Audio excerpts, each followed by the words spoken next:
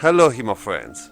Answering your request, today we will see together 3 exercises which will be useful to increase defensive abilities, especially to increase reflexes and better understand the change of initiative. In fact, these 2 aspects are critical to decrease the number of double hits and create a cleaner fencing. The first exercise that I am proposing you is very common and is basically sparring with minimal equipment. When you practice this kind of sparring, it is really important that you understand that you are creating some artifacts. One of them it is that it is very hard to throw an attack with proper intention. So, in general, because of this, every kind of action in sparring that try to hit the opponent will be controlled and slower. Because of this, the reaction, the defense, will be more easy. And also, you can do something which you can't do in the fast sparring with protections. You can think sometimes about your defensive action. So this is really important, because when you think about your defense actively, you can memorize in a better way your defensive action. And you can also relate to the offensive action that create this defensive situation. So by doing this, you start to create your fencing language, and you start to connect an offense to a defense. And so you don't recklessly attack the opponent during his attack, because of course, first of all, it is dangerous to do it in this kind of sparring, but also because you are starting to understand which is the correct time to defend yourself and not to attack the opponent into an attack, maybe creating a dangerous situation for yourself. When you start to practice a lot of this kind of sparring, you will see that day by day your speed will grow up. Of course, this doesn't mean that you can reach the same speed as an actual sparring, because it is impossible. You can't reach the same level of commitment during offensive actions. But still, you can increase your speed, and this starts to connect this situation to the actual sparring. So you start to recreate a situation which is more similar to a standard sparring, and at the same time you have to follow your rules. So don't hurt the opponent, be controlled, and defend yourself in the correct situation. And day by day you will see that this simple sparring with minimal equipment will become very useful to your normal sparring, or also to the tournament, because it will help you to better understand in which situation you have to defend yourself.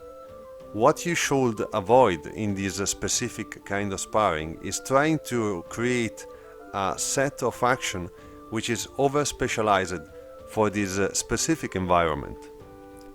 So remember, try to use your standard set of actions. Maybe you can work more in the bind. Maybe you can put out actions by the book which are more harder to put out during standard sparring. But don't over-specialize yourself and your action over this kind of sparring. That said, let's start to give a look to the second exercise, which is named Exercise at the Wall. This exercise is named in this way simply because the defender stays with the back foot of his guard next to a wall and sit in this position waiting for the attacks of the attacker. Of course, in this situation we don't have a wall to use for this exercise, and so we used a tree in the little park that sometimes we use for training. So let's give a look to the rules that you have to follow if you want to do this exercise in the proper way and gain as much as possible from this exercise. The first one is for the defender, which have to keep the position, stay with the heel of the back foot next to the wall or the tree in this situation, and don't move. He can swap, of course, the guard from right foot forward to left foot forward, for example, to try different position, different defenses. The second simple rule that the defender have to follow is that he have to only parry at the beginning.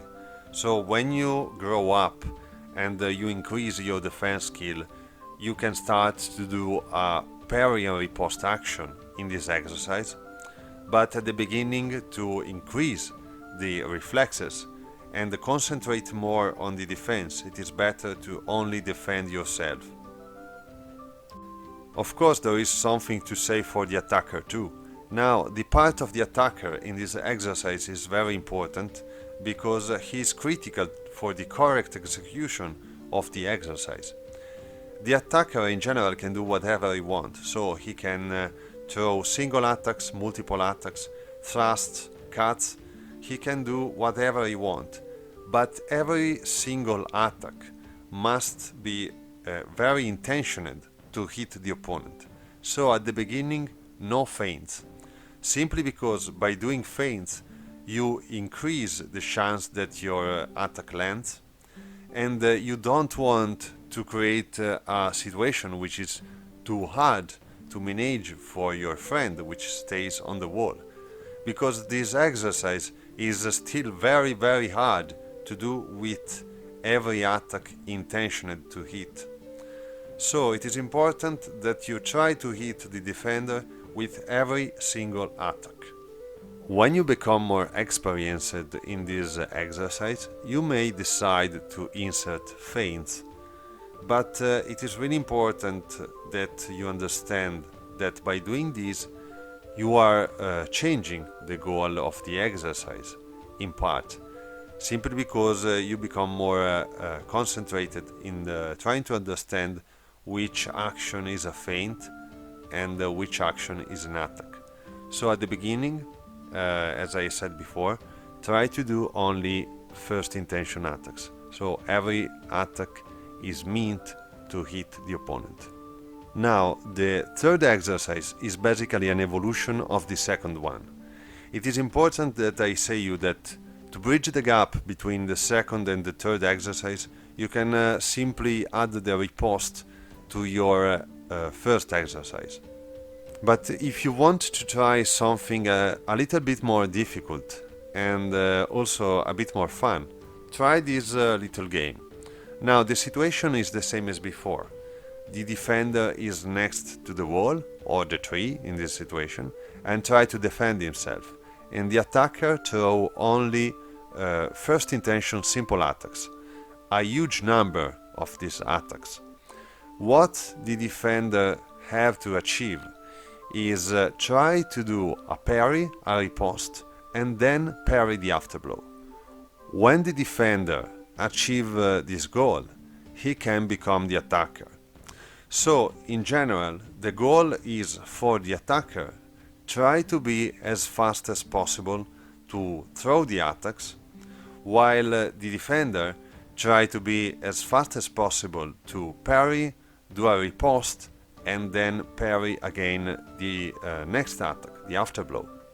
With this exercise you will increase your perception of the change of initiative a lot, simply because you are very interested in parry the afterblow after your riposte, which is a very important skill to have in a fight. So, if you have a problem in defending yourself most of the time during a sparring, just try to do these 3 simple exercises for a bit of time, and then if you want, just get back under this video and comment if you had a good feeling and if you have achieved good results by doing these simple exercises. In the future videos we will also see a number of exercises which help you defend yourself with measure, but we will leave these for the next videos. Guys, I hope this video will help you. Thanks for watching. If you want to support me, remember, give a look to my Patreon page. You will find the link in the video description. Again, thanks for watching and see you next time.